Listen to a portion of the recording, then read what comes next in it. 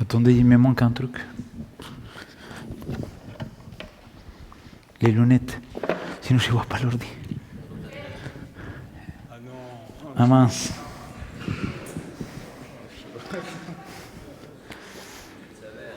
Il ne faut pas se moquer des vieux. Un des éléments qu'on passe le plus de temps à chercher quand on n'utilise pas souvent des lunettes. Celui qui n'utilise pas souvent des lunettes comme moi, il sait que quand on ne les porte pas souvent, on les égare. Qu'est-ce qu'on perd de plus dans la maison? Ah, les clés.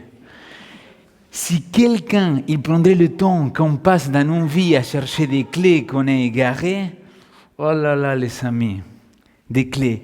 Qu'est-ce que d'autre, qu'est-ce qui pourrait être une autre chose qu'on passe aussi des temps à chercher?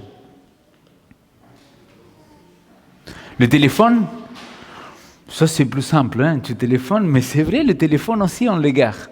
Quoi d'autre? Par ici, qui donne plus? Portefeuille, c'est vrai. Et la nourriture? D'accord. J'ai un langage soutenu en français. Alors, les amis, le titre de cette année, c'est « À la recherche ». Toute cette année, nous allons parler à la recherche. Mais évidemment, on ne va pas parler que d'un seul sujet, on va parler de plusieurs sujets. Pourquoi? Parce qu'il me semble, en tout cas, que l'être humain, il est perpétuellement à la recherche de quelque chose.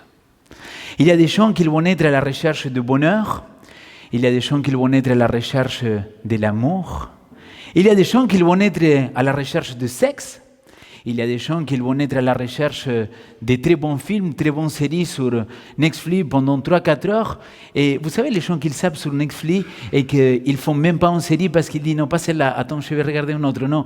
Il y a des gens qui passent le temps à chercher. Et je pense que nous tous, on passe du temps à chercher. Nous tous, on passe ce temps-là. Et c'est pour ça que ce soir, j'aimerais partager un petit peu la base de cette année-là. Qu'est-ce que toi tu cherches? Ils ont fait une enquête, et dans cette enquête-là, ils ont fait une enquête sur la génération Y. Vous savez qu'est-ce que c'est la génération Y ou vous n'avez aucune idée? D'où il vient cette idée-là de génération Y? D'où il vient? Je vous écoute. Des écouteurs, tout à fait. À l'époque, la génération Y, c'était les gens qui utilisaient tout le temps, les écouteurs, et qu'ils prendaient comme ça, et c'est une génération que ce n'est pas la vôtre, les amis.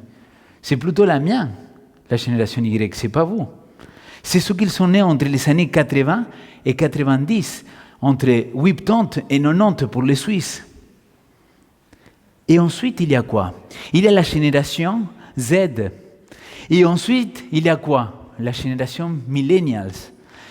Ce qui est intéressant, et c'est pour ça que je vous parle ce soir, c'est que les chercheurs, ils se sont dit, attendez, on doit essayer de trouver qu'est-ce qu'ils cherchent cette génération Y. Et là, j'ai mis Y, mais j'aurais pu ajouter Z et millennials. Et donc, ils ont posé une question. Regardez, quelle était cette question-là? La question qu'ils ont posée, c'était, quel est le but le plus important dans votre vie? Tiens, je te pose une question, quel est le but dans ta vie?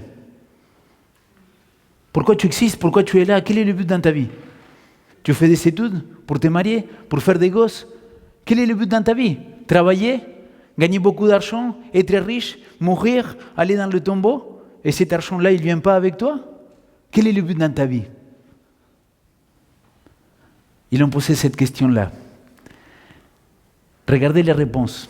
Première réponse. Plus de 80% des gens qui ont répondu que le but de leur vie, c'était de devenir riche. Vous imaginez qu'on enquête sur 1 millier de personnes et 80%, ils vont dire « je veux devenir riche ». Regardez, plus de 50% ce qu'ils ont dit. Devenir célèbre. Ok, je ne peux pas être milliardaire, alors être un youtubeur très connu.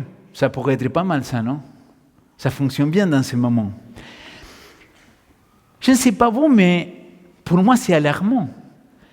C'est la société d'aujourd'hui, notre génération, des gens comme vous, qui pensent que la solution, que le but de la vie, c'est devenir riche. Mais est-ce que c'est là la solution de la vie?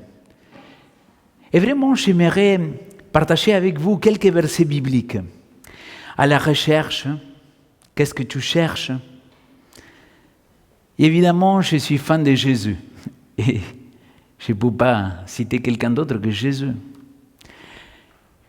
Jésus, il avait compris que l'être humain, il est perpétuellement à la recherche de quelque chose. Soit c'est du bonheur, soit c'est de l'amour. Jésus, il savait très bien qu'il y a des besoins au fond de nous, dans nos tripes, et que si on ne répond pas à ces besoins-là,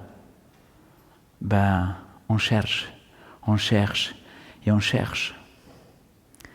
Et il va dire quelque chose comme ça. Je vous invite à le lire avec moi. Voilà pourquoi je vous dis, ne vous inquiétez pas pour votre vie, de ce que vous mangez, ni pour votre corps, de ce que vous vêtirez. La vie n'est-elle pas plus que la nourriture et le corps plus que les vêtements? Je sais que ça peut choquer, mais quand Jésus il a dit ça, il planait un petit peu. Ne vous inquiétez pas, peu importe la vie, peu importe le manger, peu importe le corps, le plus important c'est quoi? Le plus important c'est faire confiance. Vous voyez que ce n'est pas si évident que ça, que ce n'est pas si simple que ça dans la vie. Et dans la vie, dans la foi non plus. Mais dire tout simplement, écoute, ne t'inquiète pas Léo, tu as plein de soucis en ce moment, pas de problème. Tu verras, ça va être résolu. Oui, mais comment? Dites-moi comment, parce que moi, j'ai une solution, mais dites-moi. Toi, tu ne t'inquiètes pas. Il n'y a rien au monde qui m'énerve plus qu'on me dit, ne t'inquiète pas. Pourquoi, si j'ai envie de m'inquiéter, laissez-moi m'inquiéter tranquillement, non?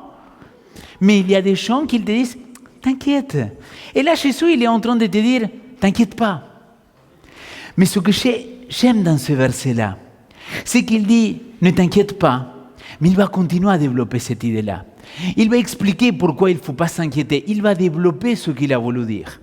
Et pour le développer, il va dire quelque chose qui n'est pas dans le texte, mais c'est à ce qu'il fait référence. Un mot que peut-être je vais vous l'apprendre, peut-être vous le connaissez déjà. Superflu. Flou. Vous connaissez ce mot-là ou pas du tout? Je vais vous donner la définition. Qui est en plus de nécessaire, qui n'est pas strictement nécessaire. Et là, mon ami, je me suis dit, tiens, qu'est-ce que c'est vraiment nécessaire dans ma vie aujourd'hui? Je ne sais pas si vous avez eu cette espèce de pensée dans laquelle vous vous êtes dit, c'est vrai, est-ce que j'ai besoin d'avoir le dernier iPhone? Ce n'est pas le dernier, juste pour vous dire. Est-ce que j'ai vraiment besoin d'être père pour me sentir réalisé en tant qu'homme? Est-ce que toi, parce que tu n'arrives pas à avoir un enfant, est-ce que tu es moins femme que quelqu'un qui a un enfant? Est-ce que parce que tu ne vas pas faire ta vie avec quelqu'un en couple, tu vas être malheureux? Est-ce que parce que je n'ai pas une centaine de chemises à chaque fois que je viens prêcher, est-ce que parce que je n'ai pas 10 chemises différentes pour venir prêcher, j'ai un vrai besoin? Je ne veux pas être extrémiste, ne vous inquiétez pas les amis. Mais si on pousse à l'extrême l'idée de Jésus-Christ, il est en train de nous dire, hey mon ami, fais gaffe, parce que cette société d'aujourd'hui, il te fait croire que tu as des besoins, que c'est faux, que tu n'as pas besoin. Mais la société te fait consommer. Je vous raconte une petite anecdote stupide, mais que c'était vrai. J'ai une petite C3, un Citroën C3, et à l'époque, avec Karen, on avait acheté un C4. Ça faisait déjà 3-4 ans qu'on avait la C4. Et Karen, elle m'annonce la belle nouvelle qu'elle était enceinte. Et donc, comme tous les jeunes parents, ils se posent des questions. Oui, mais est-ce que la poussette, elle va rentrer? Les plus jeunes, vous ne connaissez pas ça, mais est-ce que la poussette, elle va rentrer avec les sacs? Et moi, j'ai commencé à me convaincre tout seul que j'avais besoin de quoi? Changer la voiture. Et là, soirée samedi soir, soirée de The Voice, dans les publicités, j'avoue mes péchés, dans les publicités, il avait une pub de C4 Picasso, la version plus grande. Et il venait une jeune fille courant, l'autre garçon, il venait en courant, paf, il s'est cogné comme ça et paf, il tombait de son fond. Je dis, comment si c'était si facile que ça?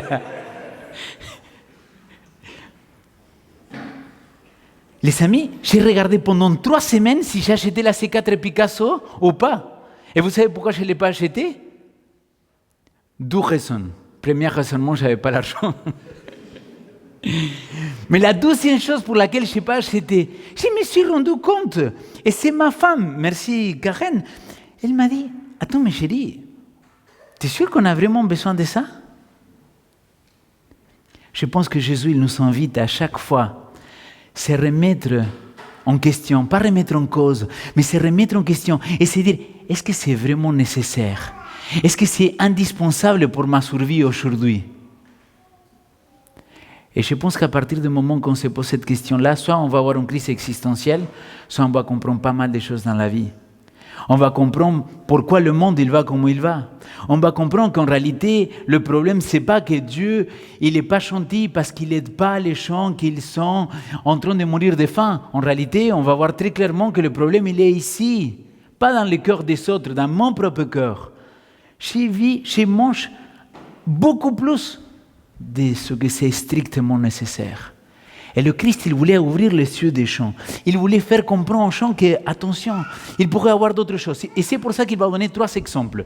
Alors, j'ai mis 3 exemples de moi, après je vous explique pourquoi. Premier exemple qu'il va donner. Quel est l'exemple? Les oiseaux du ciel. Alors, il dit au verset 26, regardez les oiseaux du ciel. Ils ne sèment pas, ils ne moissonnent pas, le Père Céleste les nourrit. Alors, les gens qui sont maladroits comme moi, ils vont se dire, ah, tu vois, ça c'est la preuve que je dois faire confiance à Dieu, que je ne dois pas travailler, que je ne dois pas étudier. Pourquoi? Parce que Dieu, il va me bénir. Le texte, il le dit.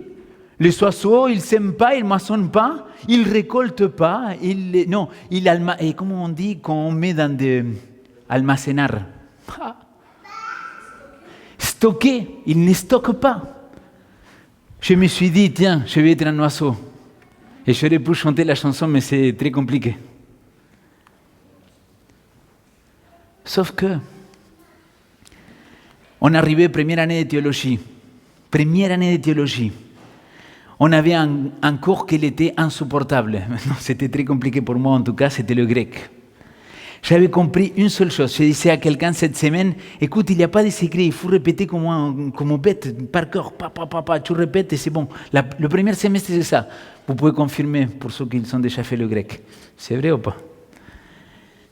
Quand tu répètes, tu vois, tu le fais. Et donc, on disait, on va faire des groupes d'études. Et il y a un gars qui venait de France Nord, qui nous a dit, je n'ai pas besoin d'étudier.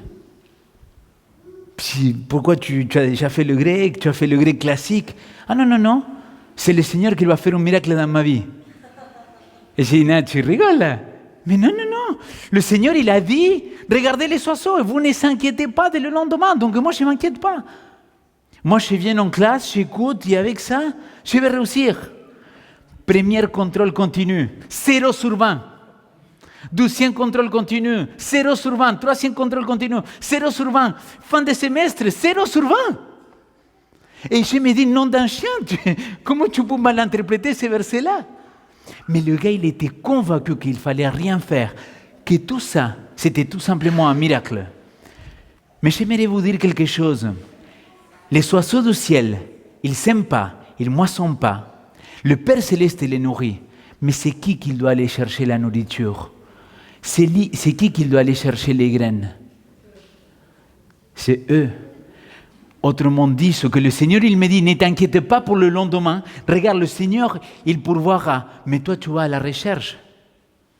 Là, ça aurait été bien un amen. On est d'accord ou pas? Amen. Deuxième exemple. Là, maintenant, c'était les animaux. Maintenant, il passe à la deuxième espèce animale, l'homme. Alors, l'être humain, il dit, qui de vous peut, par ses inquiétudes, rallonger ton soin, peut la durée de sa vie? C'est-à-dire, il y a beaucoup de choses qui vont se poser, beaucoup de questions. Et j'ai dit toujours une phrase en espagnol, je vais essayer de la dire en français.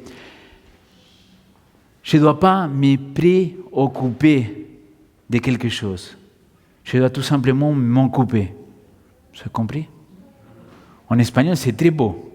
Je ne dois pas me préoccuper de quelque chose. Je dois aller et m'en occuper. Combien de fois dans les couples, dans les relations, dans la famille et dans le travail, on se casse la tête pour quelque chose qu'on pense qu'il va se passer, mais qui ne se passe même pas. Combien de fois? Alors, c'est là qu'il est en train de dire, s'il te plaît, ne t'inquiète pas, prends soin de ce moment présent, occupe-toi de ce que tu dois t'occuper, parce que de toute façon, tu ne vas pas pouvoir rallonger ta vie. Et voici le troisième exemple, mais c'est un exemple d'Émie. Vous allez comprendre pourquoi. Il dit, observez comment il pousse les lys des champs. Il ne travaille pas, Dieu les habille de l'herbe. Et même pas Salomon, il n'est pas dans le texte, même pas Salomon, il s'habillait comme ça.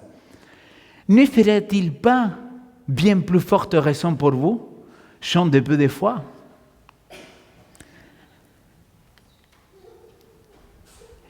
Là, le Seigneur, il vient de donner 3 exemples. Et j'ai dit Édémie parce que celui de Salomon, ça pourrait être un autre exemple. Mais il ne le donne pas. Il a pris de la nature, des animaux, de la nature des cerfs et des hommes. Tout ça qu'il a pris, le Seigneur, il a pris pour dire quelque chose de très simple. Ne vous inquiétez pas donc. Ne vous inquiétez donc pas. Tout ce qu'il m'a dit le Seigneur, il me l'a dit pour me répéter la même phrase de ça fait 2 versets en arrière. C'est-à-dire, il est en train de te dire, écoute, ne t'inquiète pas. Mais Seigneur, non. Regarde, je te donne 3 exemples. 1, 2, 3. Maintenant, écoute-moi, ne t'inquiète pas. Qu'allons manger, qu'allons boire, qu'allons de nous vêtir. Regardez ce qu'il dit là maintenant, le texte, parce que c'est à cause de ces versets bibliques qu'il a eu origine. Tout cela, c'est-à-dire tout quoi? Le fait de manger, le fait de boire, le fait de se vêtir, le fait de vivre, tout cela, c'est ce qu'ils chantent et ce que les chants de toutes les nations cherchent sans relâche. C'est-à-dire, toi tu te dis que tu es chrétien, mais tu n'as pas de différence avec quelqu'un qui n'est pas chrétien, il y a un problème, l'ami. Parce que là, le Christ, il est en train de dire, laissez que les autres se cassent, laissez que les 80% des gens qu'ils ont répondu de devenir riches, ils se cassent la tête, là, à chercher ça. Car votre Père céleste sait que vous en avez besoin. Là, il faut clarifier quelque chose. Dieu ne veut pas que tu sois riche? Faux. Dieu ne veut pas que tu sois célèbre? Faux. Dieu ne veut pas que tu lui demandes quelque chose? Faux. Et alors, qu'est-ce qu'il veut le Seigneur? Que tu apprennes à lui faire confiance. Que tu apprends à ne pas t'inquiéter et croire en lui. J'ai rencontré quelqu'un en Suisse qui a arrêté de travailler. Et j'ai posé la question, ça m'intéresse beaucoup d'écouter, et je l'ai invité même pour qu'un jour il puisse venir raconter son témoignage. Mais il m'a dit, j'ai arrêté de travailler parce que je crois qu'on peut vivre et que je peux aider par la foi.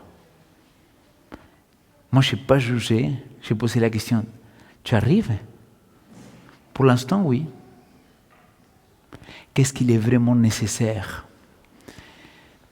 C'est là que le Christ il va donner sa réponse. Cherchez d'abord le règne de Dieu et sa justice. Et tout cela, tout ce qu'on a vu dans le verset précédent, sera vous donné par surcroît. C'est-à-dire, tu vas déborder de tout ce que tu as demandé au Seigneur. Et qu'est-ce qu'il dit au verset 34? Seigneur, tu es un peu répétitif quand même. Ne vous inquiétez donc pas pour le lendemain. Le lendemain s'inquiétera de lui-même. À chaque jour suffit sa peine. C'est balèze comment il finit le Seigneur. Il dit, écoute, je n'ai aucun problème que tu veux devenir riche. Je n'ai aucun problème que tu veux accomplir quoi que ce soit dans la vie. Le seul truc que je te demande, c'est les priorités. Replace tes priorités dans l'ordre. Qu'est-ce que tu vas chercher en premier? L'ami, il y a des gens qui vont chercher pendant des années un couple. Et j'aimerais dire, c'est pas mal de chercher le couple. Mais sauf que, si tu cherches le couple pour combler un besoin en toi de quelque chose que tu n'as pas résolu, je suis désolé l'ami, mais tu vas être dans le manque toute ta vie. Et le pire de tout, que ta relation avec ton partenaire, ça va être le caca total. Tu sais pourquoi? Parce qu'il ne va pas pouvoir répondre à ce que toi tu as besoin. Parce que ce n'est pas lui, parce que le besoin il est en toi. Vous avez compris ce que j'ai dit? C'était très profond. Quentin, il m'a fait bof. Deuxième chose, chercher sa justice. Et si l'idée du royaume de Dieu est la justice, on l'a pris trop à la légère. Qu'est-ce que ce qu'il a dit le plus le Christ de la de la nouvelle parole? Vous savez de quoi c'est ce qu'il a le plus parlé? Le royaume de Dieu. Toutes les paraboles qu'on vous a racontées quand vous étiez petit, que vous avez entendu quelque part, toutes ces paraboles-là, c'est pour dire, regardez, le royaume de Dieu, il est semblable à... Mais c'est quand qu'on parle du royaume de Dieu. C'est quand qu'on s'est dit, mais s'il y a un royaume, ça veut dire qu'il y a un roi. Et s'il y a un roi, ça veut dire que c'est le roi qui doit répondre à mes besoins. Dans un royaume juste. C'est ça l'invitation de Christ. C'est nous inviter à vraiment se concentrer, à chercher d'abord le royaume de Dieu.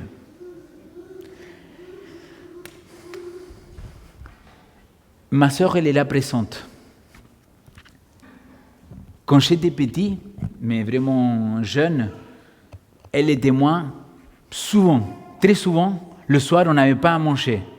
On mangeait les pains durs qu'il restait de la semaine, on le coupait, on le mettait au four, et on mangeait des toasts, et c'était avec de la tisane, avec un peu de lait et manger. Ça, c'était notre repas du soir pendant très longtemps. C'est grâce à ma grand-mère qu'on mangeait souvent le midi et qu'on mangeait bien. Pendant toute ma jeunesse, j'ai rêvé d'avoir une maison, j'ai rêvé d'avoir une femme, d'avoir une famille, d'avoir une voiture. Quelque part, toutes des choses matérielles. Et pendant toute mon adolescence, quelque part, j'étais à la recherche de ces choses-là.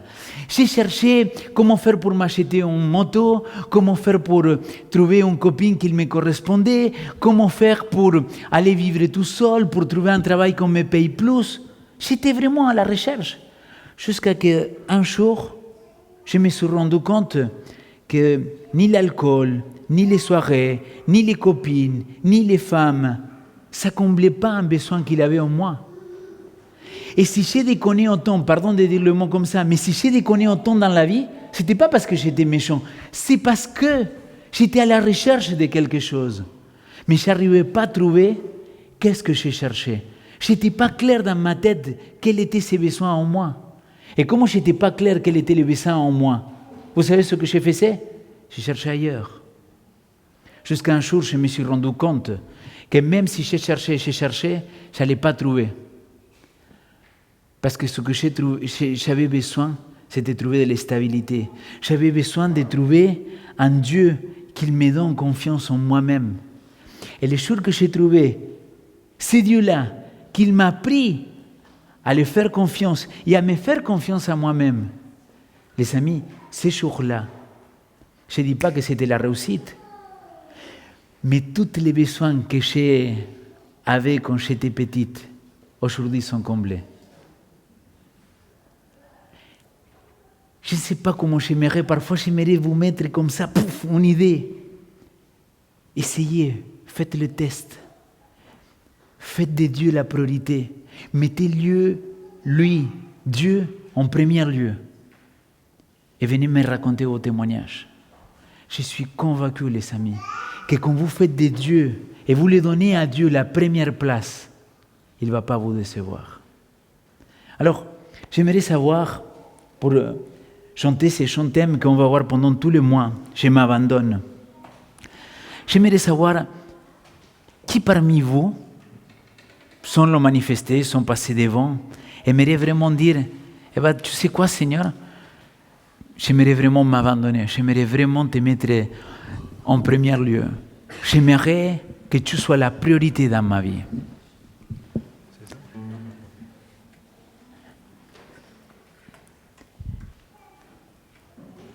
Est-ce que vous serez si courageux de vous lever pour qu'on puisse chanter ensemble? Mais en vous levant, vous êtes en train de dire, Seigneur, je m'engage à chercher premièrement le royaume de Dieu et tout le reste, il serait sur croix. Je vous laisse prendre le temps, réfléchir et qu'on puisse chanter ensemble et lui dire au Seigneur,